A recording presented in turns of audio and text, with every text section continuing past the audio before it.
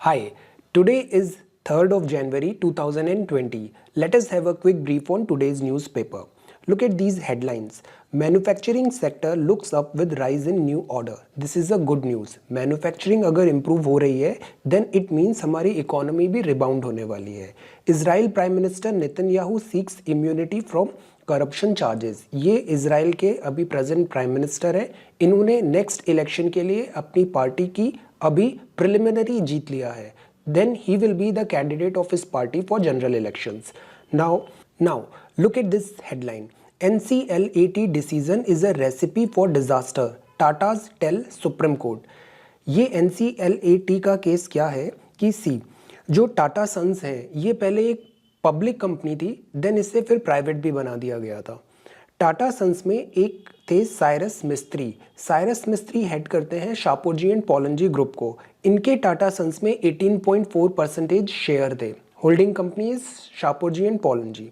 Now 2012 to 2016 Cyrus Mistry को chairman बनाया गया था टाटा ग्रुप्स का.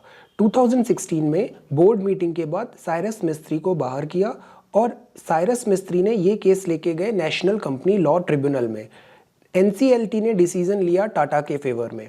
साइरस मिस्त्री फिर NCLT से केस लेके गए national company law appellate tribunal और इसका अभी वर्डिक्ट आया है और ये वर्डिक्ट मिस्टर मिस्त्री के फेवर में आया है. Now Tata is planning to take this decision to Supreme Court. What is NCLT? NCLT एक क्वासी जुडिशियल बॉडी है. कंपनीज एक्ट 2013 के अंदर बनी है. इसका जो हेड होता है वो होता है रिटायरिंग या सर्विंग हाई कोर्ट जस्टिस. अब जो NCLT के डिसीजंस होते हैं उसकी अपील होती है national company law appellate tribunal में और इसकी फर्दर अपील हो सकती है सुप्रीम कोर्ट में. नाउ NCLAT जो है ये कंपटीशन कमीशन ऑफ इंडिया और इंसॉल्वेंसी एंड बैंक्रप्सी कोड के भी जो केसेस होते हैं उनकी भी अपील्स आप NCLAT में कर सकते हैं. नाउ अभी जब डिसीजन NCLAT का आया है तो NCLAT ने कहा है कि रीइंस्टेट करो Cyrus Mistry as the chairman of Tata group. इसमें टाटा ग्रुप ने अपील किया है. As we know Tata group is a multi billion salt to software conglomerate. Tata group ने आर्ग्यूमेंट किया है कि NCLAT's conclusions are based on an error that Tata Sons continue to be a public company. So Tata group ये भी बोल रहा है कि 500,000 people are its employee and contribute substantially to the economy of the country. Now Cyrus Mistry के बाद जो chairman बने थे वो थे N चंद्रशेखर. नाउ अगर फिर से हम रीइंस्टेट करने का ये पूरा प्रोसेस करेंगे साइरस मिस्त्री को लाने का तो इससे एक बहुत बड़ा सेटबैक हो जाएगा और ये पूरा ग्रुप सफ़र करेगा. So these are the arguments जो टाटा ने प्रेजेंट किए हैं. So this is page number 1. This is page number 2. This is page number 3. Wi-Fi services available in Airport Express Line train. What is the meaning of Wi-Fi? Wi-Fi का एक false notion होता है कि it means wireless fidelity. This is not right. Wi-Fi is actually a trademark of Wi-Fi alliances. ये IEEE Institute of electric and electronics engineer 802.11 इन्होंने parameters हैं, protocols हैं standard, इस पे बेस्ड ये वायरलेस कम्युनिकेशन का एक तरीका होता है. तो वाईफाई सर्विसेज 2.4 गीगाहर्ट्ज अवेलेबल होंगी एयरपोर्ट एक्सप्रेस लाइन ट्रेन में because internet connectivity is very very important. Now look at this. City's air quality index severe on 5 of last 6 days. AQI is a way to communicate pollution level to the ordinary people in simple terms. ये 8 pollution के जो ingredients हैं उसको ये measure करता है. Particulate matter 10, PM 2.5, NO2, CO, SO2, O3, ammonia, NH3 and lead. 24 hours के level को मेजर करके ये AQI इंडेक्स बनाता है जिसकी 6 ग्रेड्स हैं. Good, satisfactory, moderate, poor, very poor and severe. तो दिल्ली में जो ज़्यादातर है वो सीवियर कैटेगरी के डेज हो रहे हैं. इसका जो मॉनिटरिंग एजेंसी है उसका नाम है SAFAR, system of air quality and weather forecasting and research. Then let us move to page number 4. Page number 5. Here it is written PPP model, public private partnership model.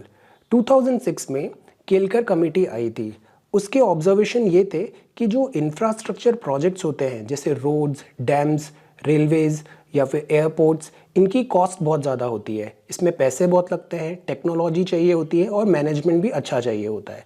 सो इसीलिए public private partnership means government और private sector मिलके in infrastructure projects को build करेंगे, that is PPP model. तो इसमें बहुत सारे terms होते हैं जैसे ऑनरशिप, टेक्निकल कोलैबोरेशन, ड्यूरेशन क्या रहेगा, फाइनेंस कहाँ से आएगा और इसका मैनेजमेंट कैसे होगा। तो इन सब के परम्यूटेशन कॉम्बिनेशन से बहुत सारे मॉडल्स आए हैं। फॉर एग्जांपल BOT मॉडल होता है, this stands for build operate transfer.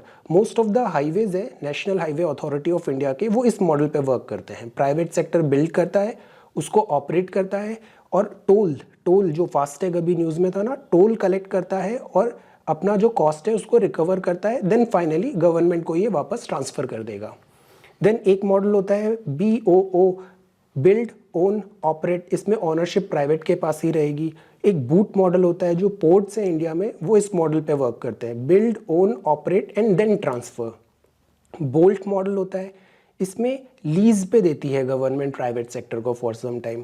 Then lease develop operate model है, जो एयरपोर्ट्स हैं इंडिया में वो इस मॉडल पे वर्क कर रहे हैं। गवर्नमेंट एयरपोर्ट को लीज पे देती है और प्राइवेट सेक्टर को बोलती है कि आप इसे डेवलप करो और इसको ऑपरेट करो। देन एक DBFO मॉडल होता है, design build finance and then operate. ROT model is rehabilitation of local community. For example किसी कम्युनिटी में एक पॉन्ड है, pond is not well, so government उसको प्राइवेट सेक्टर को देगी and ask it to rehabilitate and local community के and then finally transfer करो इसे गवर्नमेंट के। So management, services, then control. तो the purpose of PPP is to take the best out of the private sector, their experience and their management capacity. So इससे जो load होता है infrastructure की high cost का, वो share हो जाता है गवर्नमेंट में और प्राइवेट सेक्टर में।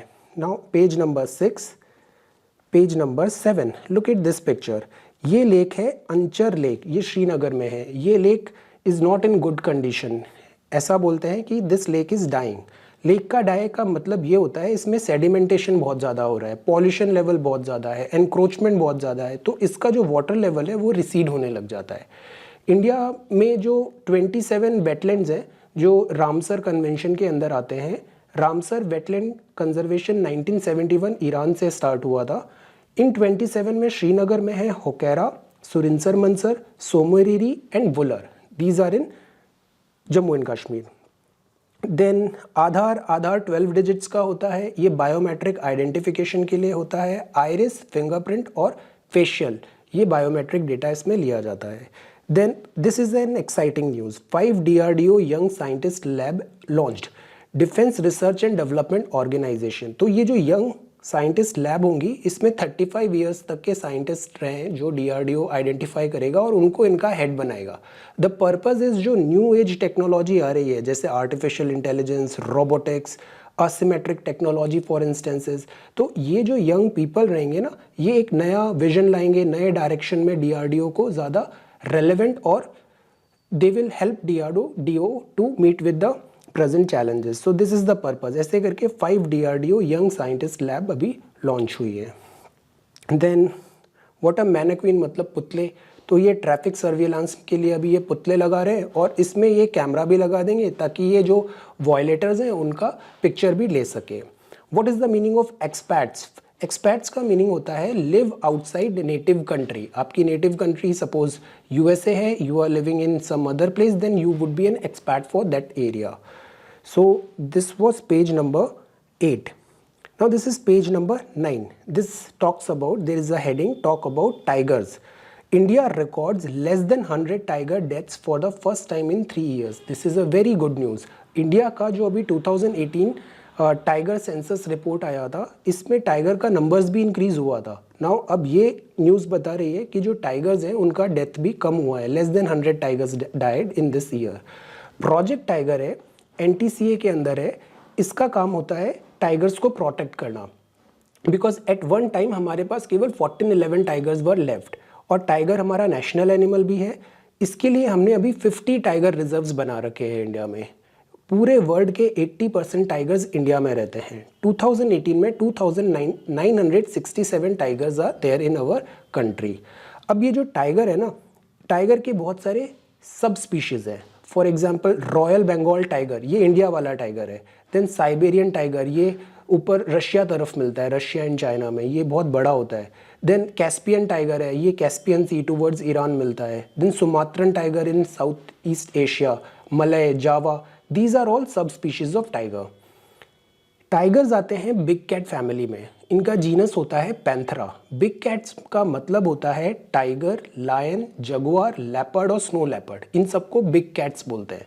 इसकी डेफिनेशन को फर्दर एक्सपैंड करें तो हम इसमें कूगर, चीता, क्लाउडेड लेपर्ड भी इंक्लूड कर सकते हैं। नाउ टाइगर शेड्यूल 1 में आता है, वाइल्ड लाइफ प्रोटेक्शन एक्ट 72, ये की स्टोन स्पीशीज़ है और ये एपेक्स प्रेडेटर भी है। ऑलराइट, तो इसमें इन्होंने बात किया है, अच्छा सर्वेलेंस हुआ है, गुड मैनेजमेंट है टाइगर रिजर्व का, और बहुत सारे अवेयरनेस एजुकेशन प्रोग्राम है। इसके कारण टाइगर को पोचिंग कम हुआ है, डेथ कम हुआ है। मध्य प्रदेश में हाईएस्ट नंबर ऑफ टाइगर्स है 526। नाउ ये एक साइंस कांग्रेस है, इसका भी 107th एडिशन बेंगलुरु में होगा। इस बार हम बहुत ज़्यादा केयर कर रहे हैं कि ये सूडो साइंटिफिक यहाँ पे टॉक्स कम हो और पेपर्स भी ऐसे कम सबमिट हो। इसमें इन्होंने इस बार का पर्पस रहेगा, the farmers congress will also discuss agrarian distress and strategic to mitigate and navigate the impact of climate change on agricultural among other pressing issues, because agriculture is very important. India agrarian economy है, 50% से ज़्यादा लोग agricultural allied activities में जुड़े हुए हैं। So science could be the panacea to bring agriculture out of its depravity. Now, ये Vista revamp क्या है जो दिल्ली में है। 1911 में जब दिल्ली कैपिटल बनी थी इंडिया की, कोलकाता से दिल्ली, देन दिल्ली में कुछ नए स्ट्रक्चर्स बने थे, जैसे पार्लियामेंट हाउस हुआ, राष्ट्रपति भवन हुआ। ये पूरा आपका सेंट्रल विस्टा माना जाता है। इसका रिवैम्प हो रहा है। इधर बहुत सारे एरिया खाली है, तो उसमें अभी बात चल रहा है मास्टर प्लान फॉर दिल्ली में कि हम उन एरिया में एक नया पार्लियामेंट्री हाउस बनाएंगे, नए बिल्डिंग्स बनाएंगे। This is a very good thing, but ये जो बिल्डिंग्स आप बना रहे हो, ये आप बनाओगे जो खाली प्लॉट्स पड़े हुए हैं वहाँ पे, 9.5 एकड़ के प्लॉट्स। अब this is again a good thing, but ये जो प्लॉट्स थे, ये जो थे वो पब्लिक के लिए ईयर मार्क थे, जनरल पब्लिक के लिए। यहाँ पे गार्डन्स थे, यहाँ पे पब्लिक के लिए रिक्रिएशनल एक्टिविटी के लिए ये एरिया रिजर्व थे। अब इस एरिया को अगर आप इन बिल्डिंग्स में बना दोगे तो this article talks about that कि ये गलत है।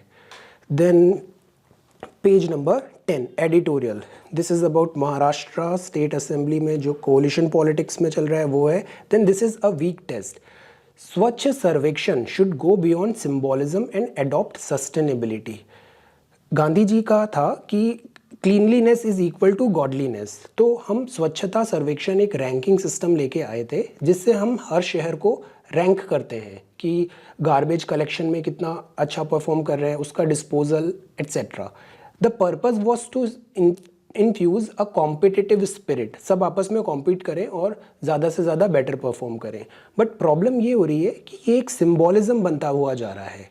फॉर एग्जाम्पल, जैसे यहाँ पे लिखा है, large scale infrastructure creation, full adherence to legal requirement on waste management and transparent technical audits, ये सारे जो चीज़ हैं, the problem confronting urban India requires all these things, जो कि मिसिंग है इसमें कॉम्पिटिटिव स्पिरिट में।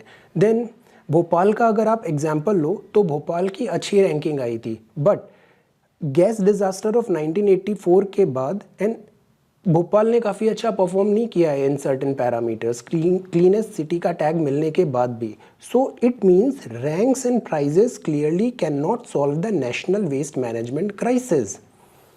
देन हमें ज़रूरत है कि 100% processing and safe disposal of waste, complete faecal, sludge and septage management and waste water treatment and reuse को हम इम्प्लीमेंट करें नेक्स्ट एडिशन में।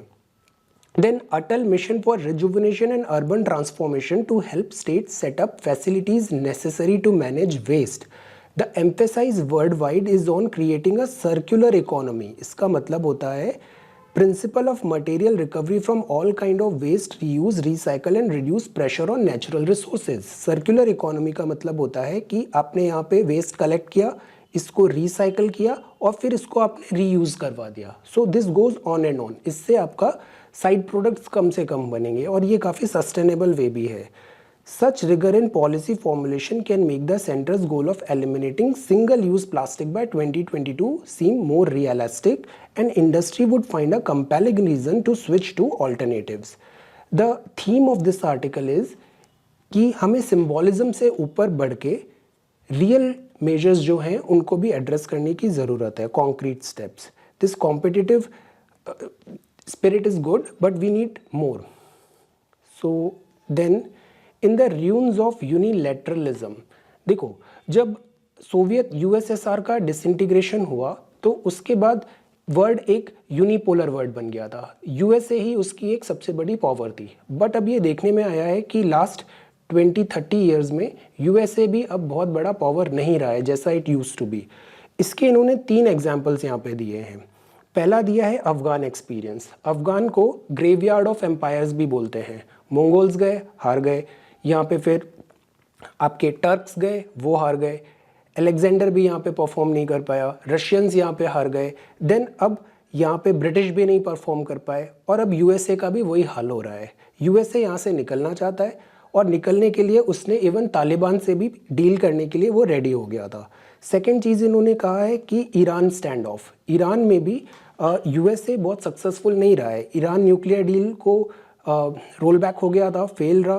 Then Iran is still again a problem for this peace and stability in this region according to USA. Then दूसरी बात है NATO की. NATO बना था, तीसरी बात है नाटो की. नाटो बना था North Atlantic Treaty Organisation cold war के टाइम पे to counter the Soviet union.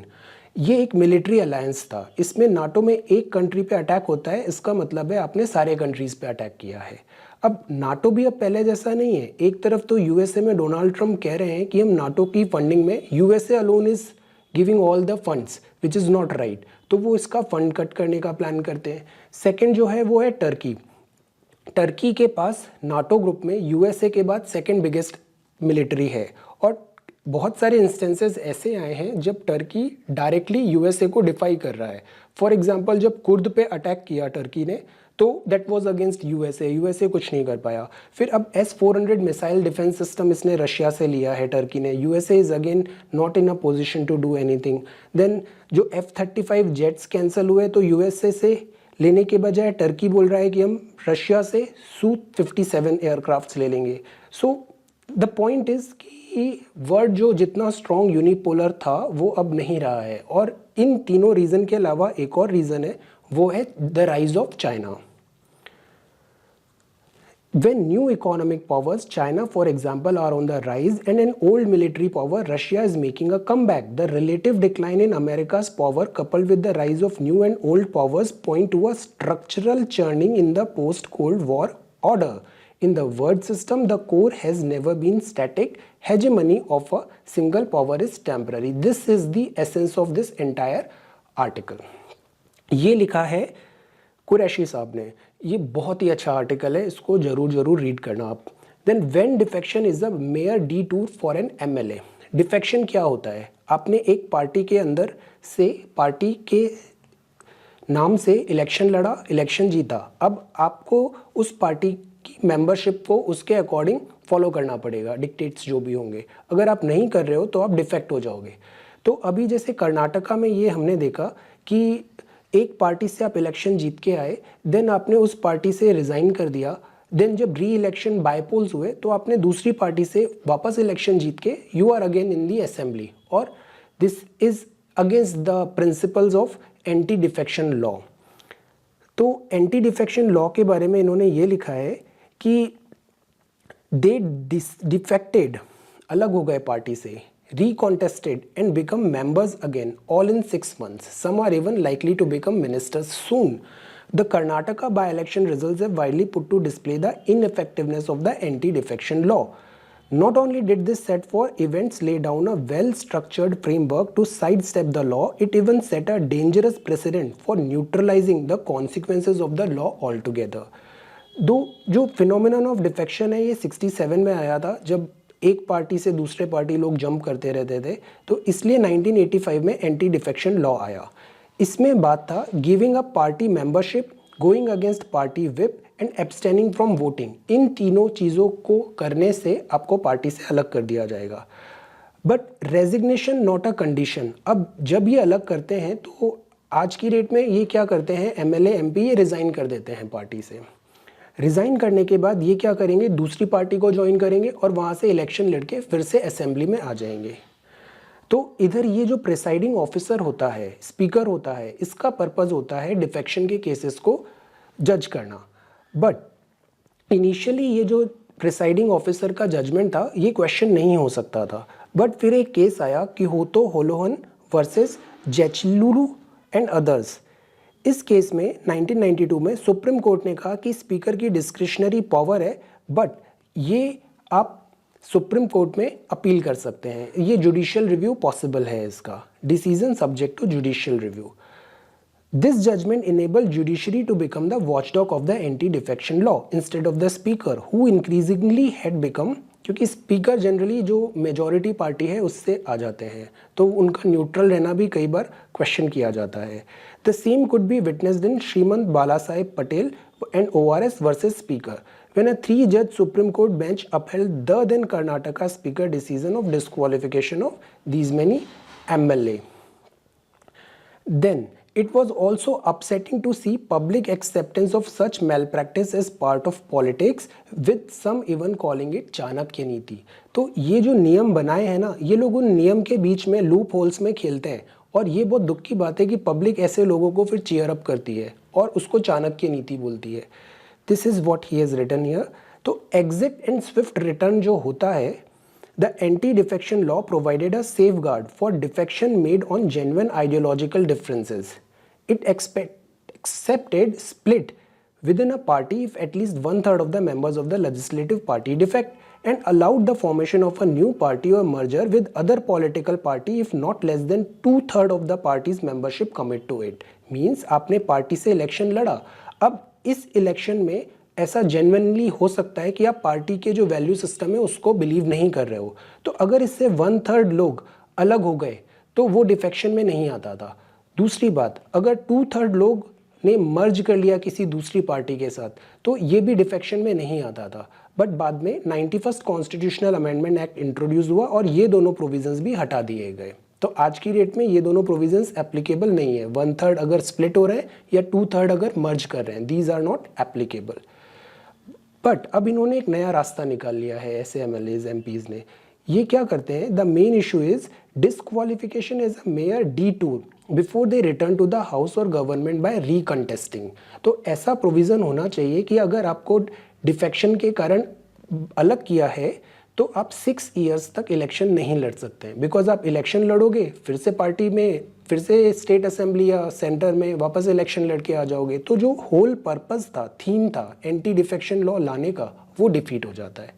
Almost every political outfit has been party to such devious games with hardly any political will to find a solution.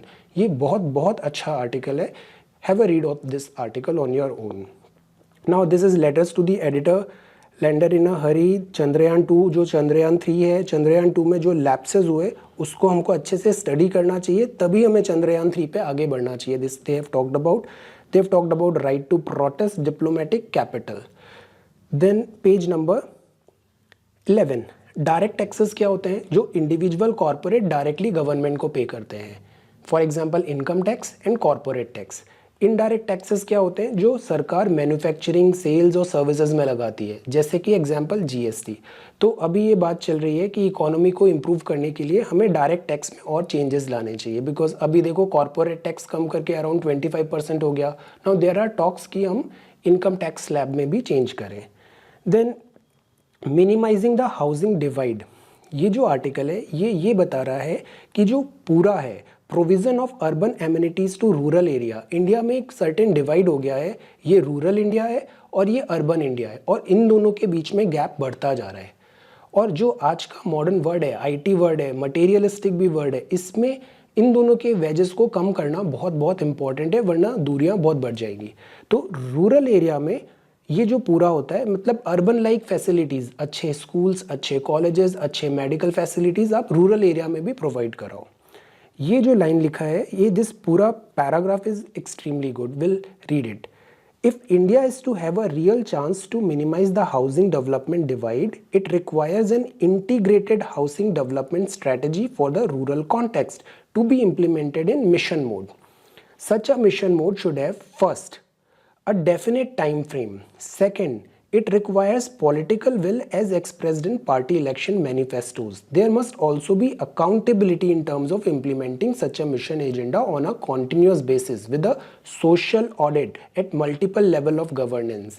Third, a realistic sources of allocation is required given the cost of redevelopment in new housing units beside other development cost of drinking water supply, household latrines, energy, drainage connectivity. The fourth is penetration of the market including the cooperative sector for the supply of critical inputs such as land and finances is the need of the hour. Public-private partnership projects should be encouraged on public or government-owned lands with fiscal and other incentives. Land owners should be encouraged to develop incentive-based affordable housing. And last, the people facing housing poverty must be made partners. Microfinances and self-help group could be roped in to this end. These are some very good points जो कि बहुत ज़रूरी है housing divide को rural और urban में bridge करने के लिए. इसको आप you note down these things, these are very good things. Now the next is page number 12. NCLAT decision air defence command की बात किया है यहाँ पे. हेडक्वार्टर इंटीग्रेटेड डिफेंस स्टाफ हम बनाएंगे. जनरल बिपिन रावत अभी बन गए हैं हमारे CDS chief of defence staff. ये मिनिस्ट्री ऑफ डिफेंस है. डिफेंस के अंदर आएगा department of military affairs. This is one of the 5 departments of ministry of defence. और इसके अंदर ट्राई सर्विसेज इसको रिपोर्ट करेंगे. DMA को हेड करेंगे CDS. तो CDS का मैंडेट बहुत ब्रॉड है. Logistics, transport, training, support services, communication, repair and maintenance of the 3 services with in 3 years of the first CDS assuming office. पहले CDS को 3 साल का टाइम मिला है. The work is to inter-service synergy and jointness in a time-bound manner. So this is page number 12. This is page number 13. अभी जैसे CAA के जो प्रोटेस्ट हो रहे हैं और इससे जो स्टेटमेंट्स भी पास ऑन हो रहे हैं, उससे जो गवर्नमेंट की इंटरनेशनल लेवल पे हमारे रिलेशंस थोड़े डिफ़िकल्टी आती है. तो इसलिए अभी जो मिनिस्ट्री ऑफ एक्सटर्नल अफेयर के स्पोक्स पर्सन ने बताया है कि गवर्नमेंट हर कंट्री से मिलके उन्हें एक्सप्लेन कर रही है कि what are the realities of CAA और जो डिसइंफॉर्मेशन है, मिस इन्फॉर्मेशन है, उनको क्लियर करने का स्टैंड ले रही है यहाँ पे. Then this is page number 14. Taiwan relief for Netanyahu, US airline face, then Libya, Lebanon and Abu Dhabi. Then page number 15. Sugar output drop by close to a third. देखो 80% जो sugar होता है ना वो शुगर केन से आता है. Sugar cane मतलब ट्रॉपिकल एंड सब ट्रॉपिकल क्लाइमेट में ये शुगर केन से हम शुगर बनाते हैं. और जो 20% शुगर होती है वो बीट शुगर से आती है. बीट शुगर जो होता है ये टेम्परेट कंडीशंस में बनता है. For example Germany. Total sugar का ब्राज़ील 50% प्रोड्यूसर है वर्ल्ड शुगर का और इंडिया सेकेंड रैंक पे है. इंडिया में महाराष्ट्र और UP is second, Maharashtra is first. Now जो शुगर आउटपुट है वो काफ़ी कम हो गया है, 1/3 पे ड्रॉप हो गया है. But price remains stable and exports at good pace. इधर एक बात किया है FRP की. ये फेयर एंड रिन्यूमरेटिव प्राइस है. ये मिनिमम प्राइस है जो गवर्नमेंट गारंटी करती है शुगर केन फार्मर्स को. ये 275 पर क्विंटल अभी इसका प्राइस चल रहा है. इसका रीज़न ये बताया जा रहा है बिकॉज रेन्स बहुत ज़्यादा हुई थी और सुक्रोज कंटेंट भी कम हो गया है flood affected sugar cane crop, standing crop में. That is why sugar production अभी कम हुआ है. Then manufacturing sector activity rises in December. Banks credit मतलब डिपॉजिट पैसा जो बैंक में है वो इंक्रीज हुआ है. Now look at this. Bharat bond debuts on. So ये बॉन्ड्स क्या होते हैं? बॉन्ड्स जो हैं ये basically debt exchange traded funds हैं. ये PSU कंपनीज के बॉन्ड्स इंक्लूडेड हैं इसमें. ये गवर्नमेंट ऑफ इंडिया इनकी होल्डिंग है. ये बेसिकली AAA रेटिंग वाले होते हैं, मतलब सोवरेन गारंटी इम्प्लिसिट है. नाउ इनकी जो डिफरेंस है इन भारत बॉन्ड का वो ये है कि इनकी मैच्योरिटी डिफाइन है. ये 3 years या 10 years के बाद ही मैच्योर होंगे. Then look at this, Nifty closes at a record high amid global rally. ये नेशनल स्टॉक एक्सचेंज है, 50 कंपनीज का होता है। इसको दो अभी अच्छे सेंटिमेंट्स मिल रहे हैं। फर्स्ट तो ये है कि global market cheered the news that China central bank has cut the amount of cash that all banks must hold as reserves. तो बैंक रिजर्व्स कम रखेंगे मतलब ज़्यादा पैसा मार्केट में आएगा, so this is a good move.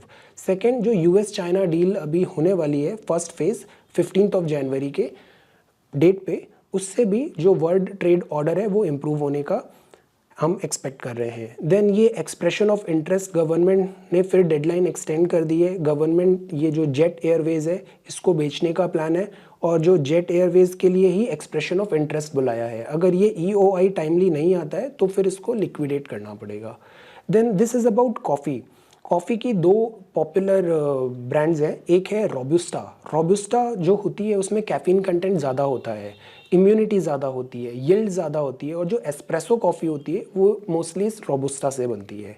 Arabica coffee mild होती है, कैफीन कम होता है, ये बहुत डेलिकेट और रिफाइंड होती है। जो कॉफ़ी के ट्री होते हैं ये अराउंड 6 फीट लंबे होते हैं, ये एवरग्रीन है और इनको इनडायरेक्ट सनलाइट चाहिए, डायरेक्ट सनलाइट नहीं चाहिए। सॉइल इनको चाहिए एसिडिक, और ड्रेनेज बहुत अच्छा होना चाहिए, और humidity, fog is good for coffee cultivation. अब यहाँ पे ये लिखा है कि बहुत ज़्यादा रेन्स, फ्लड्स और लैंडस्लाइड्स हुए हैं, इसलिए जो इंडिया में अरेबिका कॉफ़ी है उसका आउटपुट काफ़ी कम आया है। So this is page number 15, then this is page number 16 showcase, page number 17, page number 18 is sports, then sports, and then again sports. So thank you so much for watching today's video. Take care.